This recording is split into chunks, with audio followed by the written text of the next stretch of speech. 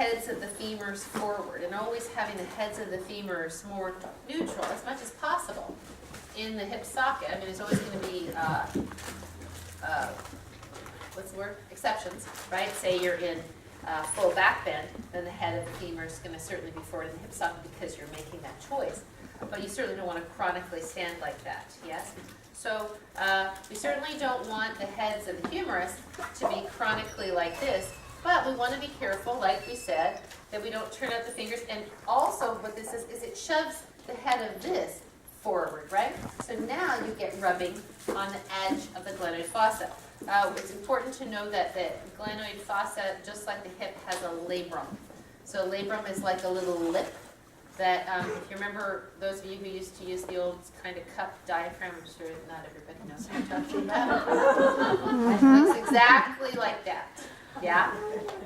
If you haven't seen that, look it up. I don't understand. Look it up. Nor should you have had to. I can't my diaphragm. I can't my labrum.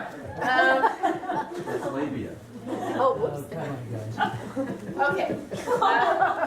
So these little, the labrum is made of tissue, and it can get torn, right? So here's what I said, I have a torn labrum in my shoulder. I have a torn labrum in my hip.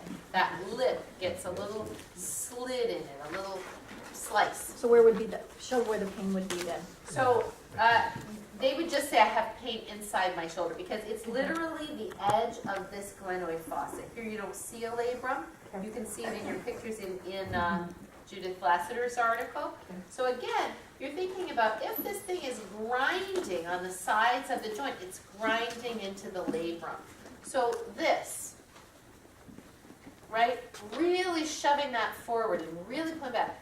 This, okay, I can feel for sure the head of my shoulder rolling against the front of the labrum here. I mean, I just feel it as the shoulder socket. But again, we want to be careful with too much leverage, right? Anytime you bind, anytime you create leverage, that's when you have problems, which is why I don't like straps on shoulders in inversions. Because now you're locking the arm bones in, and if the shoulders don't have that give, what happens? Boom, I've seen twice people hurt their shoulders doing that. So I get that it does that, it creates stability, but I wouldn't ever put a student in a locked position. Because basically you're saying, I'm going to use an external object to create the stability you should be creating with your own body. Mm-hmm. And where does the force go? Into the joint. Now if I'm here and my upper arm bones have a strap across, and this is where I saw it and pinch my Rawson, and I kick up, and maybe my shoulder goes the wrong way, which is what I saw, I don't have any give. I'm locked here, you know? So also in Halasana, same thing. And now I'm bringing my body up this way, and this arm bone is being shoved forward in the shoulder capsule, and it distends the front of the capsule. I mean, I think that we should we can adjust. Like I will often adjust a person in Halasana, try to encourage, like if you're here, when you're in Setyabandha Sarvangasana, and you can encourage the arm bones underneath you a little bit as a teacher, because maybe I don't know that I can go more than that. Maybe the teacher can help me find that a little bit. I don't even mind holding something with your hands, because then you can let it go. But if you're strapped and you're not really conscious, it's riskier for sure. And she talks about the head of the humerus as though you were laying over a chair and your arms were just falling back. So let's just pretend that I'm doing this. Right? Can you see this position of my arm bone? Mm-hmm. Watch. Different. Right? So if you're on a ball, one of our yoga balls, which we'll get to at some point in our lives, see this? Mm-hmm. Head of humerus bone coming forward, not good. And that's what I had started to get to, but then I got off track when I was talking about even when people are doing windshield wiper. And that's why I do this, right? Because they go like this, right? So now my arm bone is laying in the shoulder socket. It's not wrapped. It is impinging. My arm bone is hitting the roof of my shoulder right now.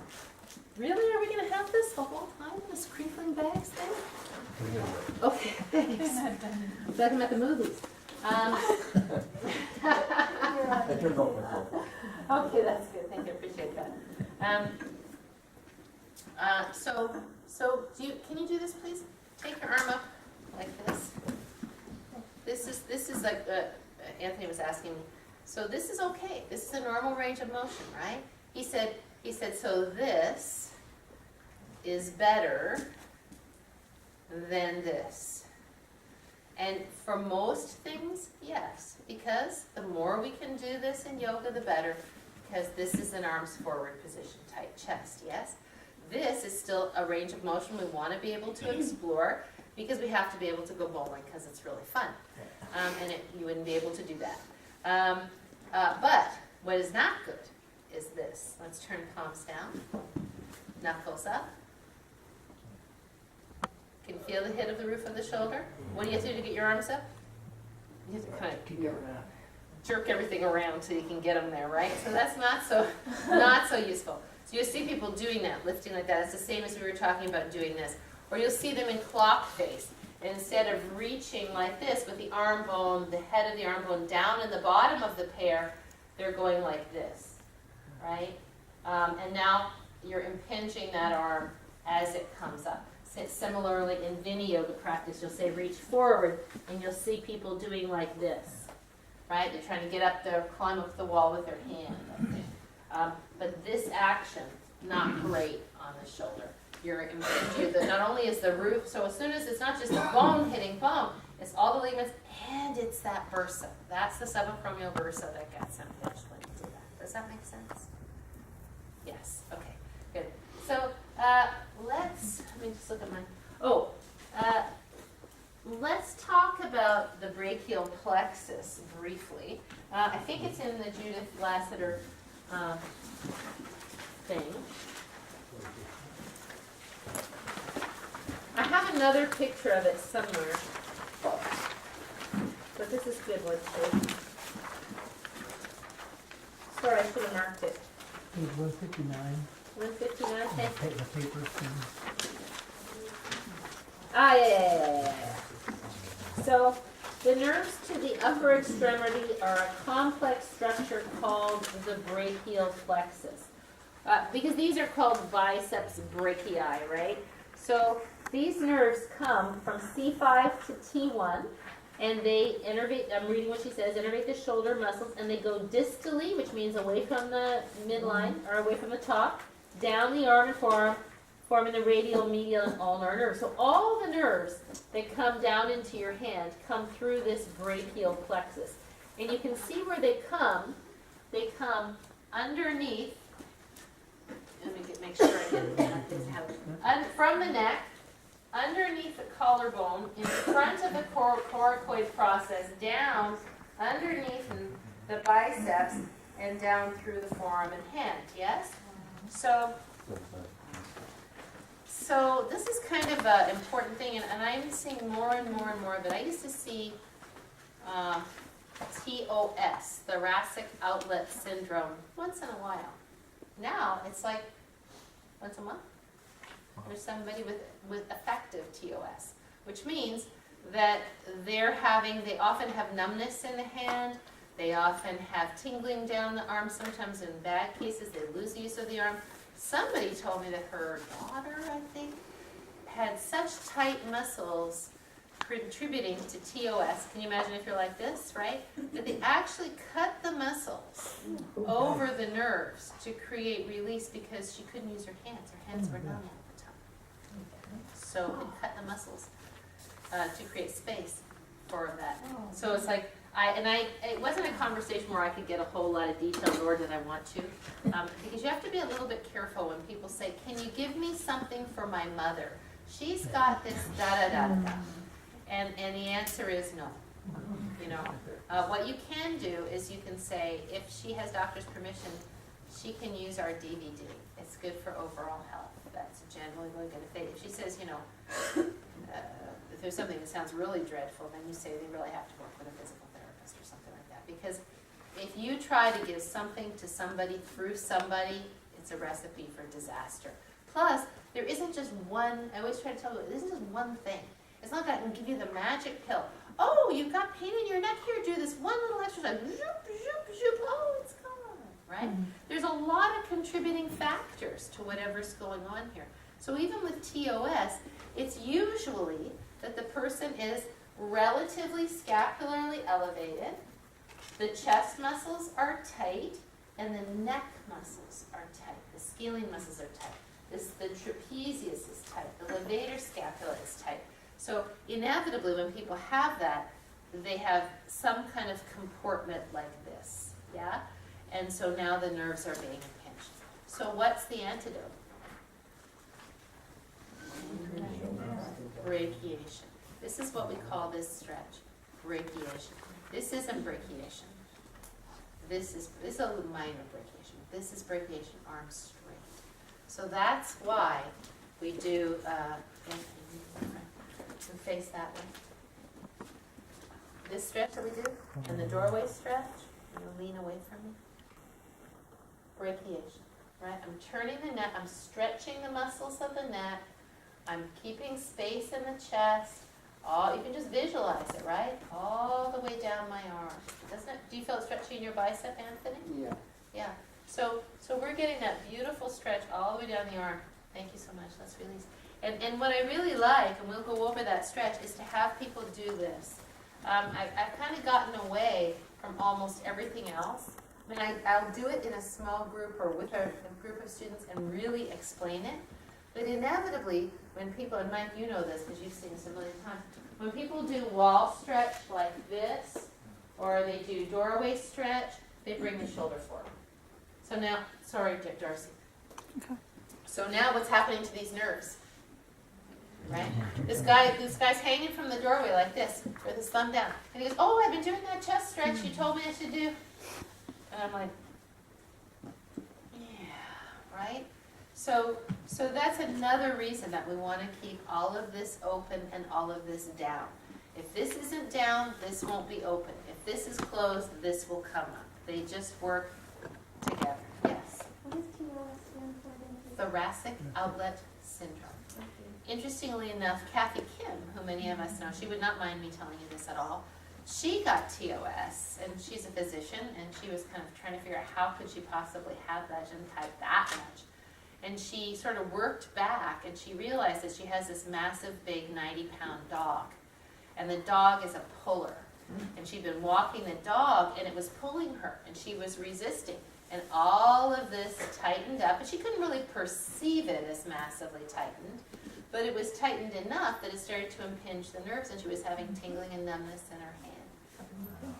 From what? From dogs? Big dog, 2 dogs. Oh. Yeah. And then what did you do? Well, the dogs passed away. Well, I got old and they passed away. No, not The dogs. No, I mean, they were puppies, but, over time. I have a question. Train the dogs better. Yeah, we did. The little gentle leader, yeah, okay. Yes. So, do you ever have anybody that is so scapular elevated that when you try to do this, well, no, I guess it does still come back. I mean, is it ever There's where... some movement. There's always some movement. Okay. Yes. Okay, Yeah. so then over time, then it would get, okay. Yeah. That's my question. But I'll tell you where it really shows up. Just for fun, and don't let him, well, he doesn't care. Any attention Bob can get, he's happy. He doesn't care what kind of attention it is. So. Am I right? No, yeah. It's like, any publicity is good publicity. Look at my shoulders right here.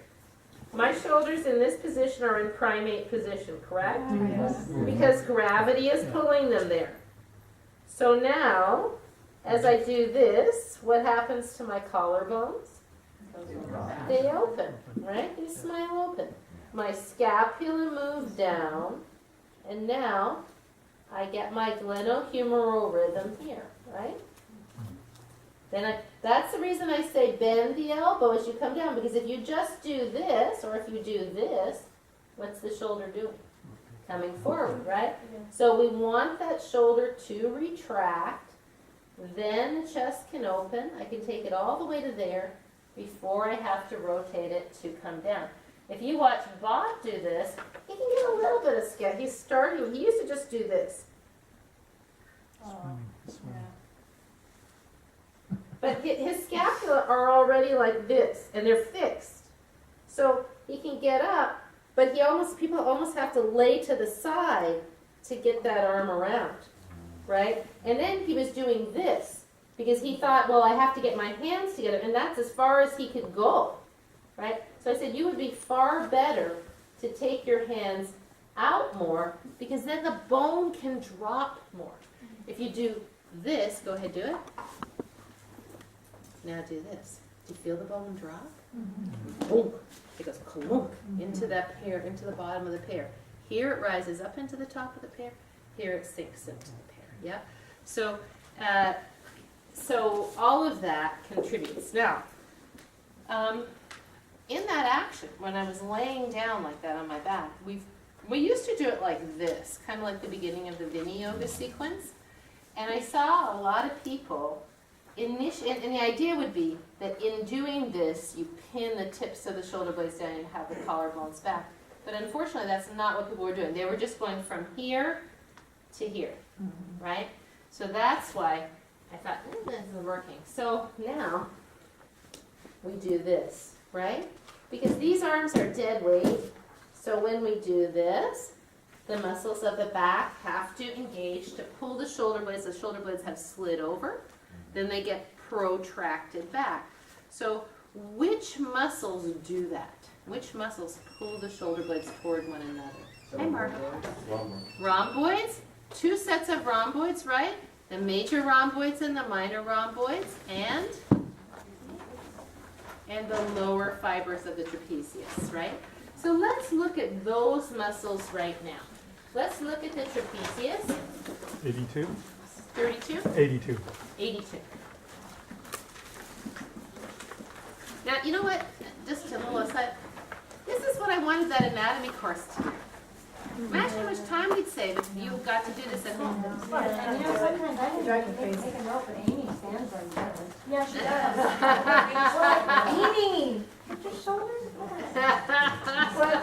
We're enjoying it. Well, but I like the second part of the muscles thing. I did. I sent out notes to that. And I haven't even looked at the shoulders one, but I will.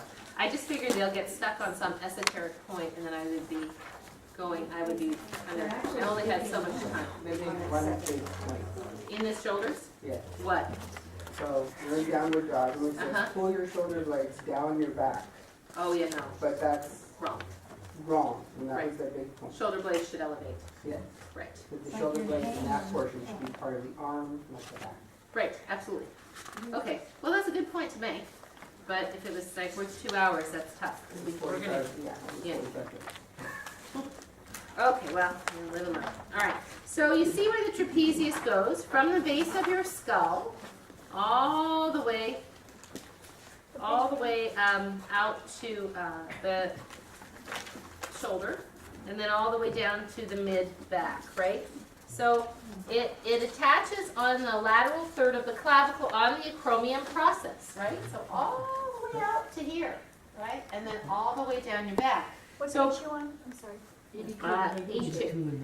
And so generally, the upper fibers help to elevate the shoulders. So when you see those guys, Bob calls them the plate heads, who don't have this curve at all, it's like a triangle right here, right? It's because they've been doing shoulder shrugs with really, really heavy weights until they kind of hypertrophy this part of the muscle. Which What is hypertrophy means blow up.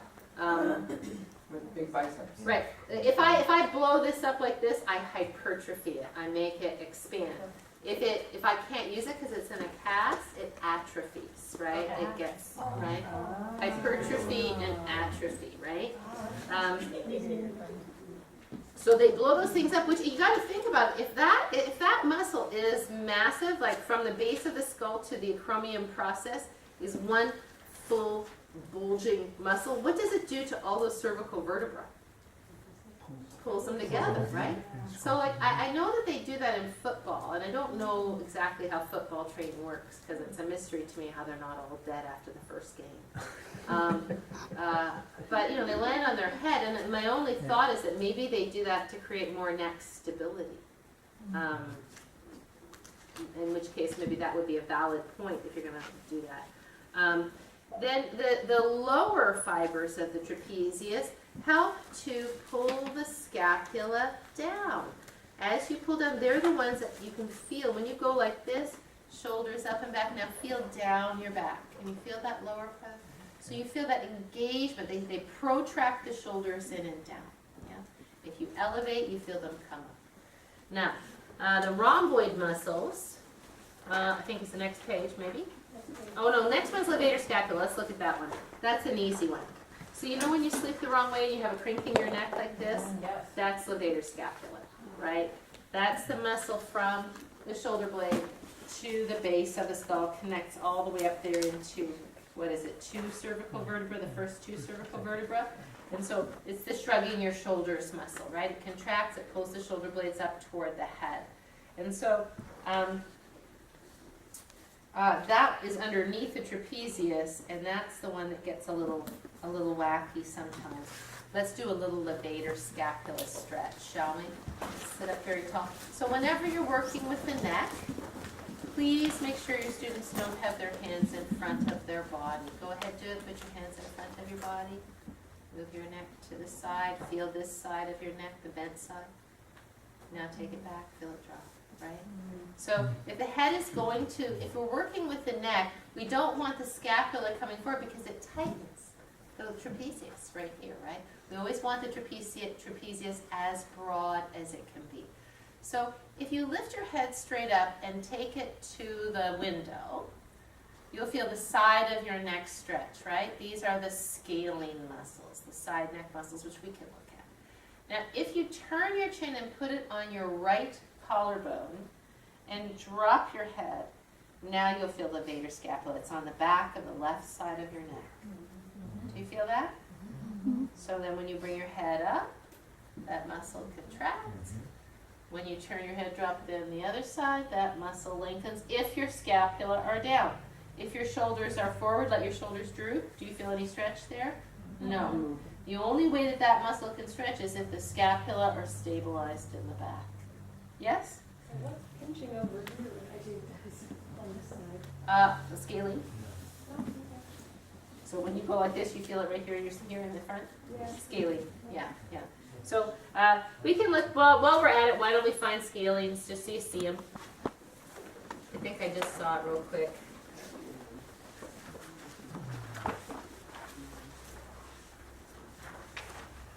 I just saw it.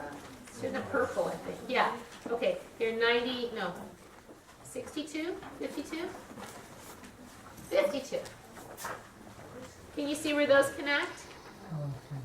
So to the collarbone, to the first rib, there's 3 of them, right? Scalenes, the posterior, the anterior, and the middle. So these are the side neck muscles, right?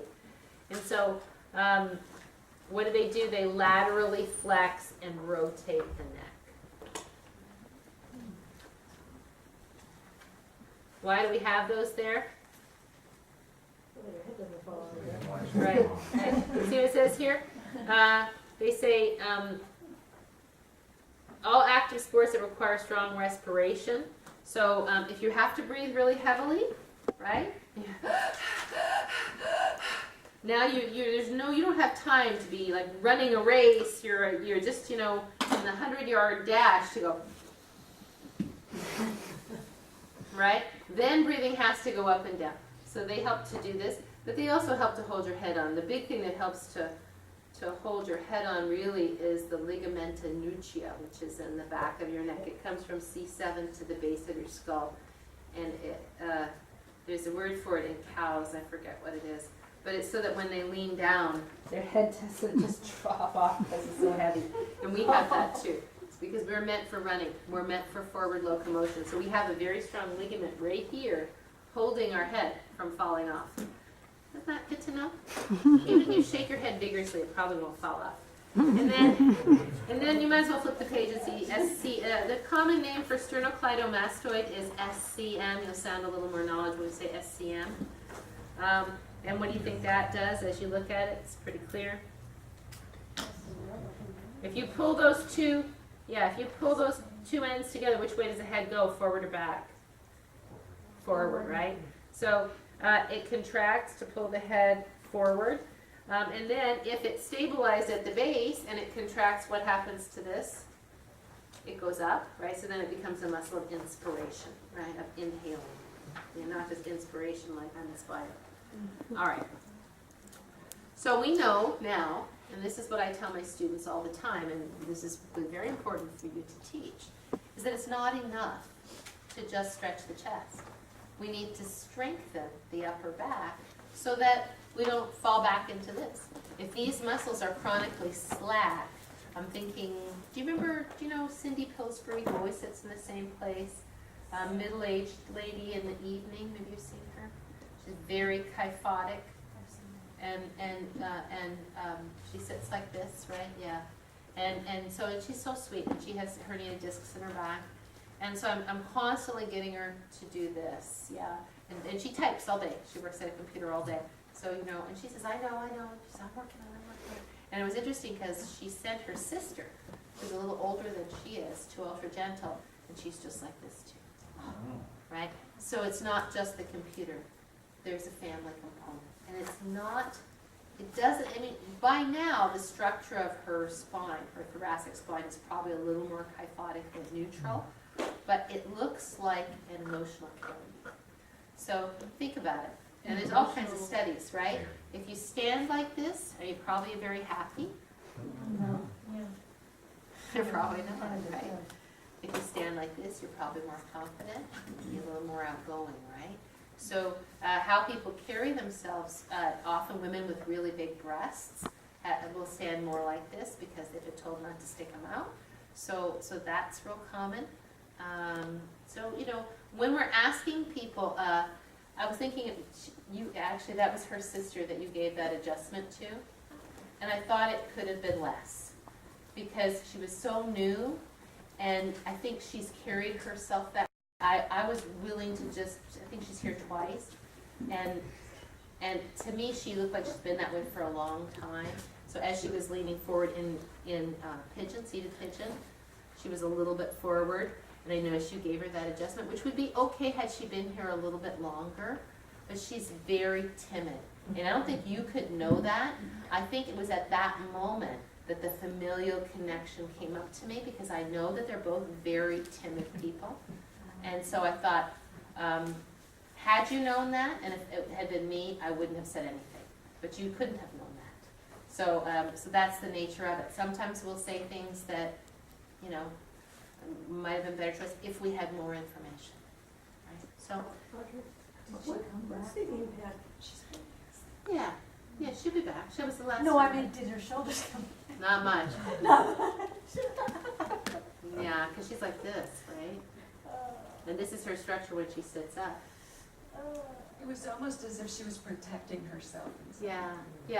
I think when you're insecure, what do you say? You're insecure in a situation.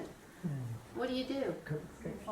Right, you protect. The two cops that we have that come, who you'll get to know, Jim and Bob, and another guy, Mike, that come sometimes.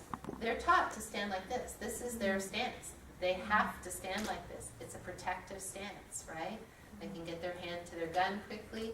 If they're like this, they're kind of at loose ends. They stand like this.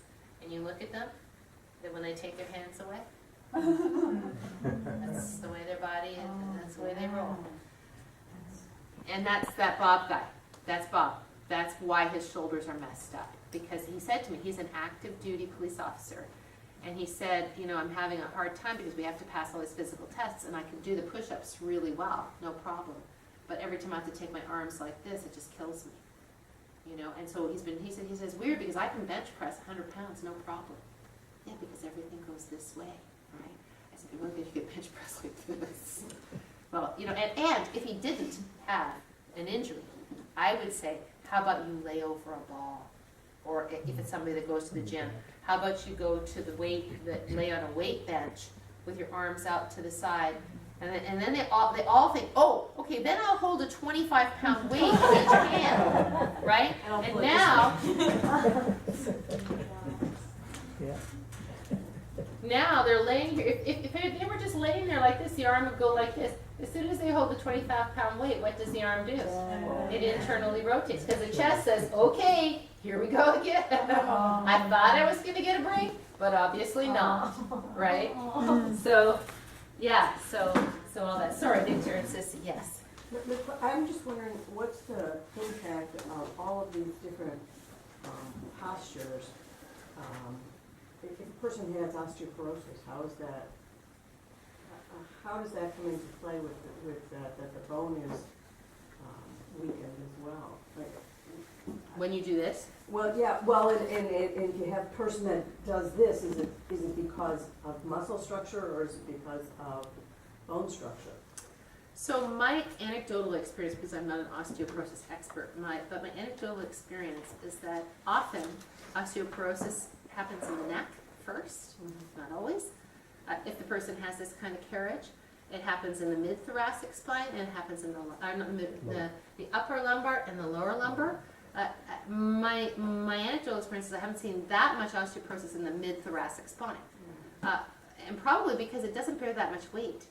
You know, it's kind of a carrying place between the neck, which bears the weight of the head, and the lumbar spine, which bears the weight of the thorax. So I certainly, as soon as somebody has osteoporosis, you don't want them to do anything that jerks or jars their bones. But I would say that in general, the degradation that comes, there's a lot of degradation in people who have osteoporosis in the front of the throat. So these vertebrae are coming together here and degrading as the thoracic spine goes back, right? So getting them to do something like this to create more vertebral space here is actually a good thing. So, like, I wouldn't suggest that those people do jumping jacks. I mean, not jumping jacks, burpees or something like But that. you don't have to feel. Oh, no. Yes. I went to the osteoporosis. I went to the endocrinologist the other day, and she said, at your age, at 58, that when you're 70, you'll have 18 more times the chance of breaking something than you do now. She says the likelihood of you breaking anything at this stage of the game, even with the numbers you have, are so nil.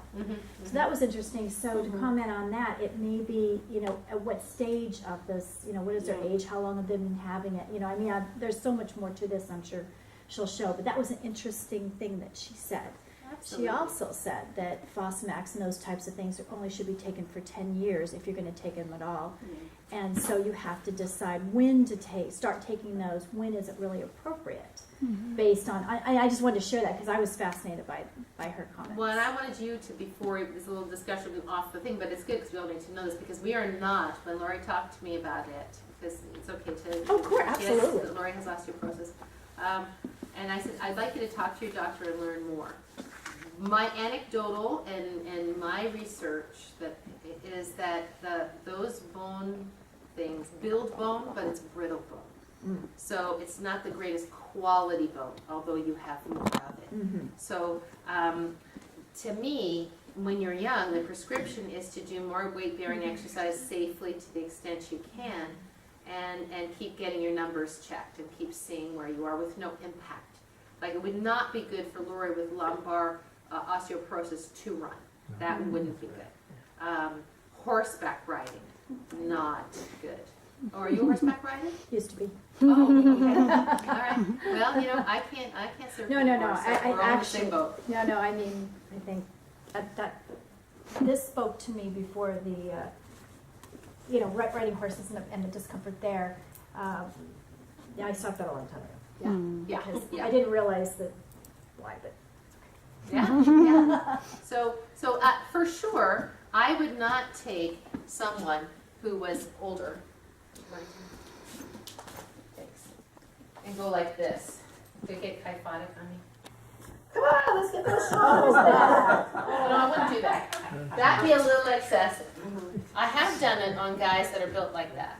Head is a great third appendage. Works great. If I know them. But so not to be at all humorous about osteoporosis, I think it all goes to degree. You'd have to do something pretty serious to somebody like that. And we will, when we get to our injury section, we'll talk about contraindications for osteopenia, osteoporosis, that kind of thing. Yeah.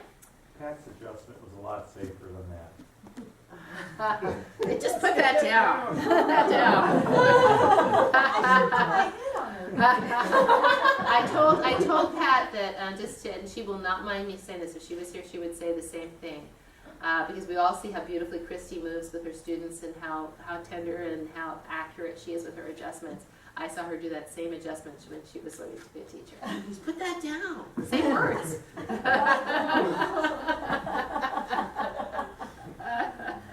Okay. Also, another thing about osteoporosis, when you said the bone buildup might not be that good a quality, also you could have lost bone, but the bone you have left might be good quality. They just don't know how to check, without doing a probe.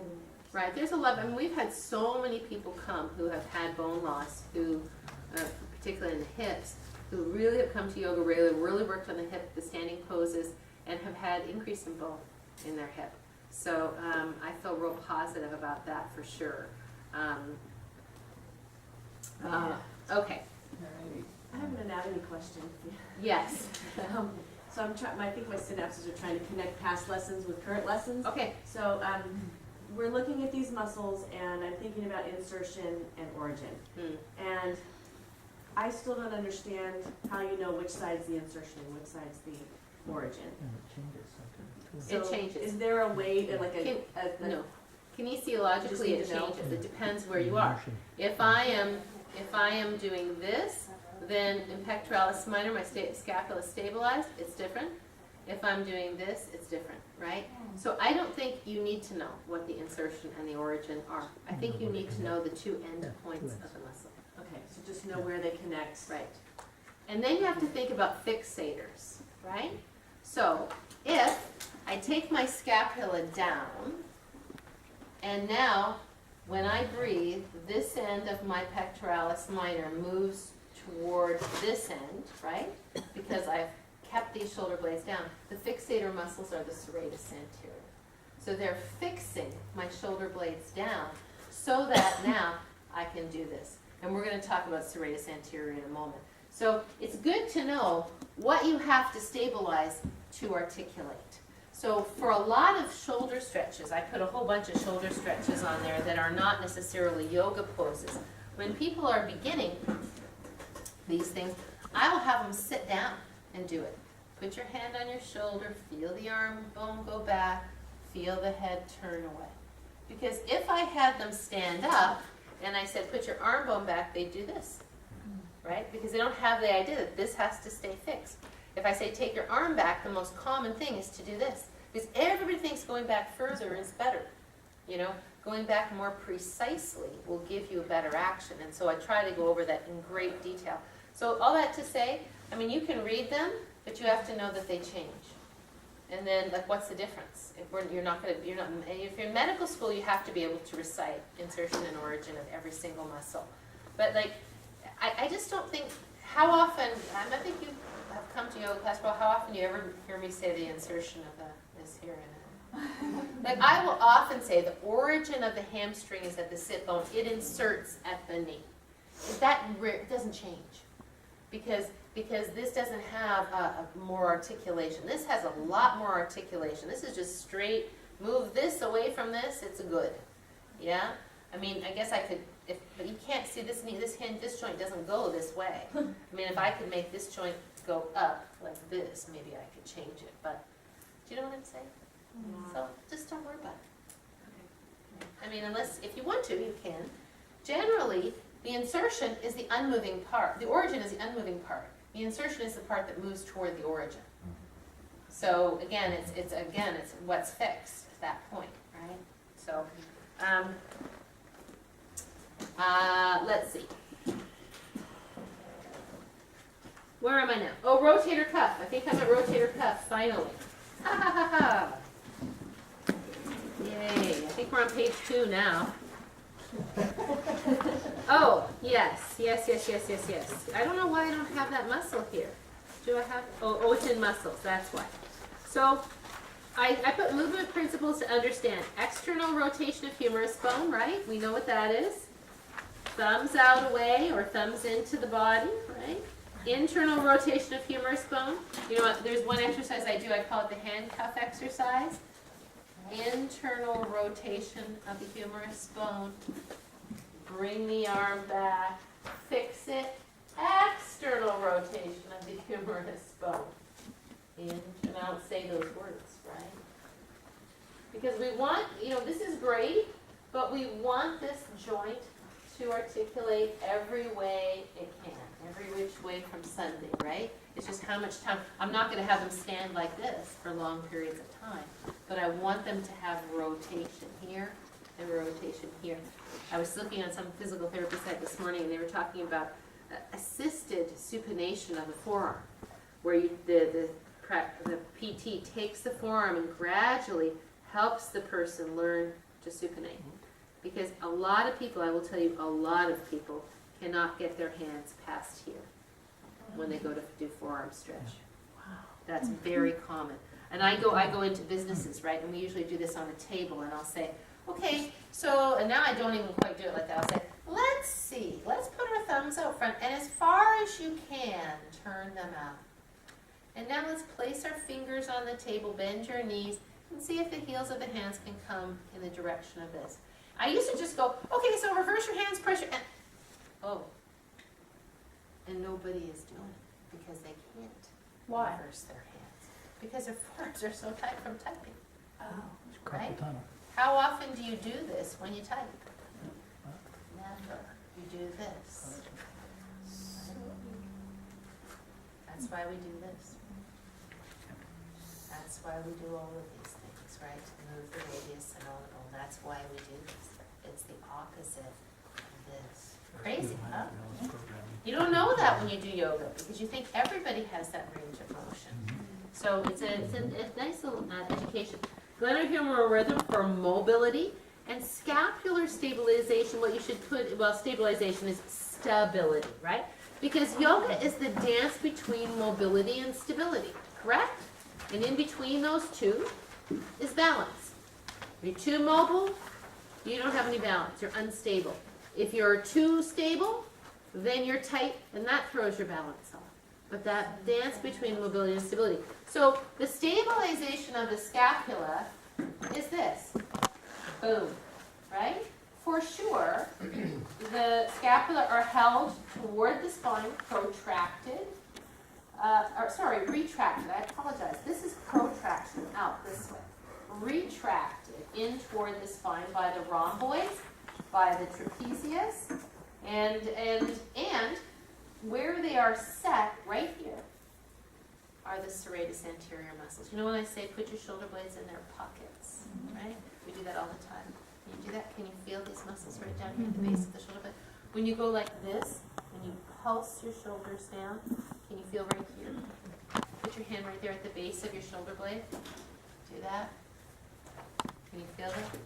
Feel that engagement right there? Palm down. You do palm up. You can feel it too. You feel it too. Let's get a picture. I marked a picture of the serratus this morning because I knew we would come to this. I think there's a good picture. There's lats, biceps. I thought I marked a good picture. Let's find serratus in here.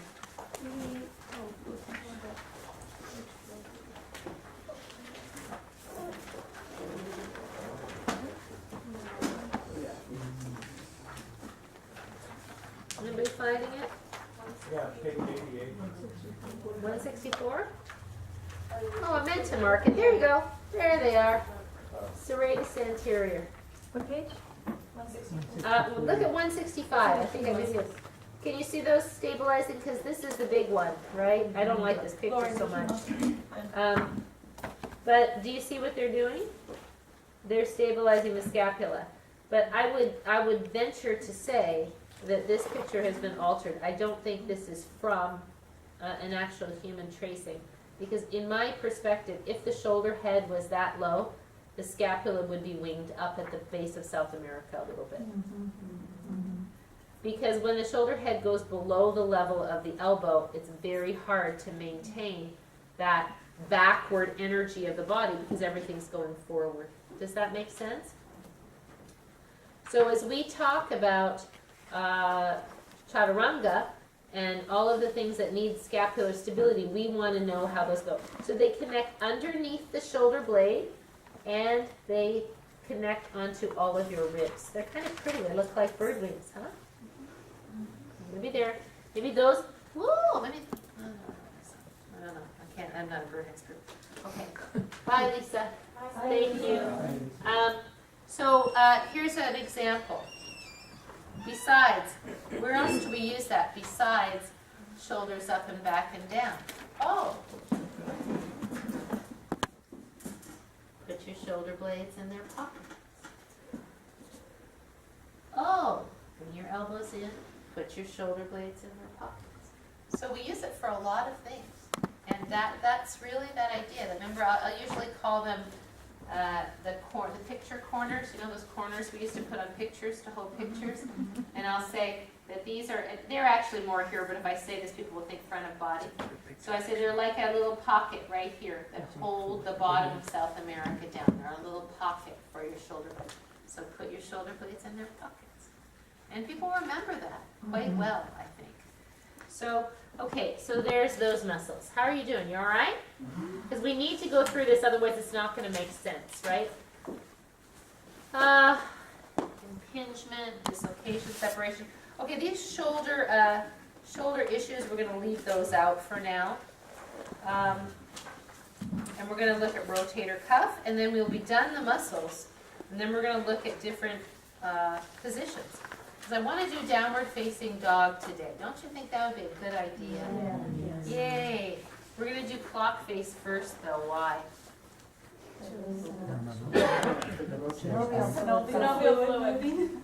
Synovial fluid, and Anthony said rotator cuff, right? So if you ask people, oh, I couldn't start yoga when I wanted to because I had to have rotator cuff surgery. Oh, really? Oh, which muscle was the problem? Oh, I don't know. There are 4 muscles, actually 5. I call them the sits double T instead of sits single T muscle. 4 muscles there, and they don't know which one that somebody cut into their body and fixed. This is amazing to me. I mean, when I had to have knee surgery, I was like, show me the pictures, let me see. Because I didn't want somebody to cut into my knee before I knew what they were cutting. Explain it to me. So anyway, if you ask most people where the rotator cuff is, they'll go, it's kind of here. Like, you know those military epaulettes, like a braid that goes over here. So if you think of a cuff like a sleeve, right, a cuff on a sleeve, the rotator cuff are the muscles that connect the shoulder blade to the arm bone, like a sleeve, right, like a little cuff. Right? Can you say that one more time? So they're the muscles that connect the scapula, the shoulder blade, to the humerus bone, like the cuff on a sleeve. So they come like this. Yeah. Is there a picture? I'm sure there's a million pictures of rotator cuff in here, but don't look at it yet.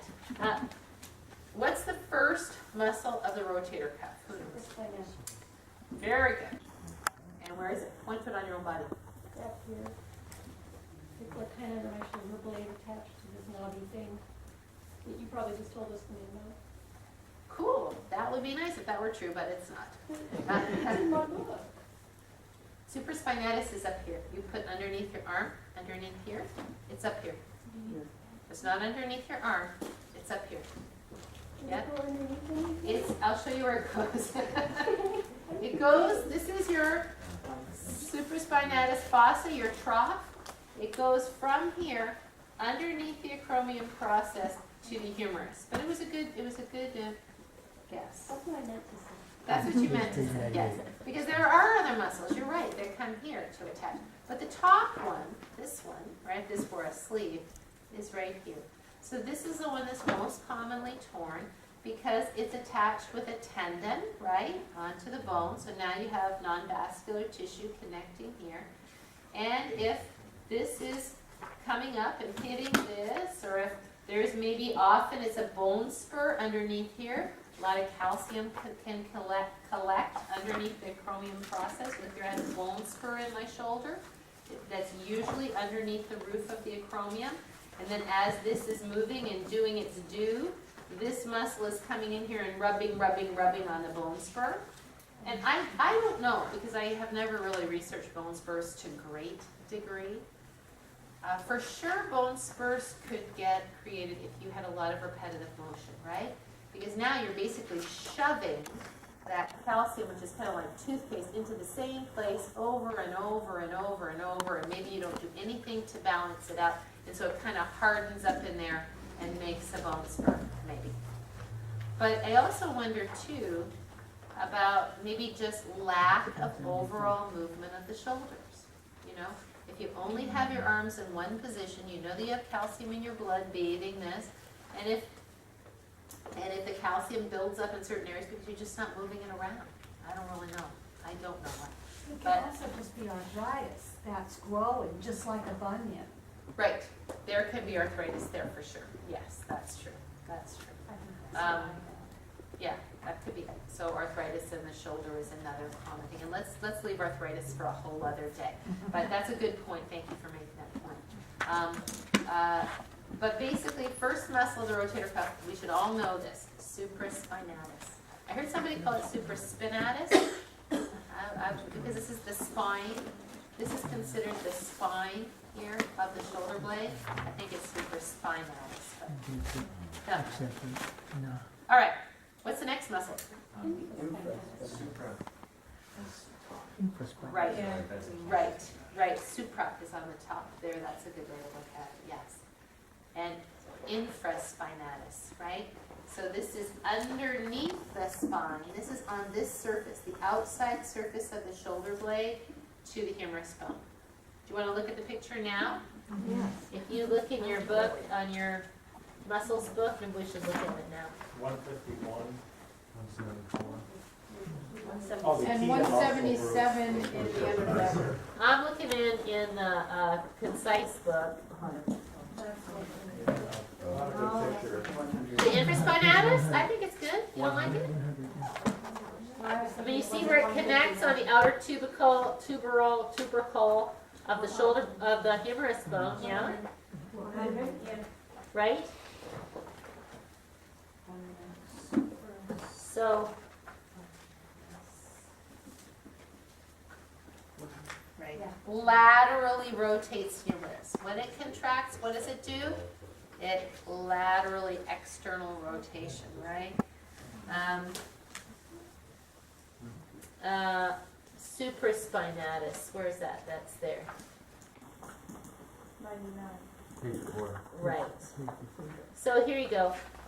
Initiates the process of abduction of the shoulder joint so the deltoid can take over the latter stages of abduction. So technically, in anatomical terms, taking your arms abduct is this, right? Ab away from the body, right?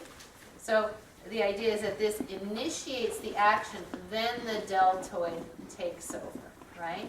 Should the deltoid be working up here? No, I mean, I'm trying to think what functional thing this would have directly to the side. I don't think it would have anything. Even in butterfly stroke, it's a little different than that, right? It's more back. I mean, I don't know if there's anything where you have to take your arm up like this to do something. I don't know. So I would just say that. The way I try to explain it functionally for people, because for sure these are helping to lift your arms. They are the levators, right? But if I tell people, now, once you get to here, lift from here, they're going to go like this, right?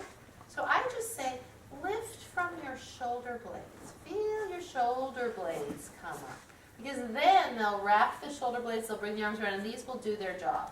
But if you tell them to lift from their neck, it's all over, right? So I'll say, take your arms to the side, feel the weight of the arms on the shoulder blades, then feel the shoulder blades elevate to lift the arms up so that you're driving from your shoulder